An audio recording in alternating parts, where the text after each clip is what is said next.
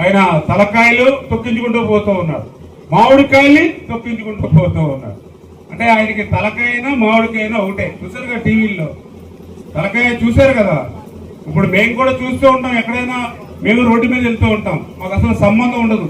మేము రోడ్డు మీద left side వెళ్తూ ఉంటే రైట్ సైడ్ ఒక యాక్సిడెంట్ కనపడుతుంది. పాపం వాళ్ళు రోడ్డు మీద పడి ఉంటారు. వెంటనే మా కారు ఆపి, వాళ్ళు ఎవరు మాకు తెలియదు, వెంటనే మా మంచినీళ్ళు తెప్పించి మా పిఏలు లేకపోతే ఎవరైనా మా కూడా ఉన్న వాళ్ళతో గబా సఫర్లు చేసి అంబులెన్స్ 108 రాకపోతే మా కారులో ఉన్నటువంటి కారు ఏదో ఒకటి కాన్వాయ్లో ఉన్న కారులు సైతం అతనికి ఇచ్చి ఆ కారులో అతను ఎక్కించి దగ్గరలో ఉన్న హాస్పిటల్కి ఫోన్ చేసి అతను పంపించి ఏర్పాట్లు చేస్తాం. ముక్కు ముఖం తెలియని వ్యక్తి. మీరు కూడా కొన్నిసార్లు మీరు కూడా స్పందిస్తారు దారిలో ఆగినప్పుడు. అంటే ముక్కు ముఖం తెలియనటువంటి యాక్సిడెంట్ అవుతేనే స్పందించి మన హాస్పిటల్ చేరుస్తామే. మరి నువ్వు ఏదో పరామర్శకి వెళ్తూ, మరి ఆ పరామర్శ కూడా ఎవరు పరామర్శకి వెళ్ళాడు? ఒక బెట్టింగ్ ఆడుకునేటువంటి బెట్టింగ్ రాయుడికి, అంటే ఒక బ్లేడ్ వేచి మరి ఒక గంజాయి వేచలికి ఆయన పరామర్శలు పోతాడు, వాళ్ళ విగ్రహావిష్కారాలు చేస్తాడు. ఇది విచిత్రం.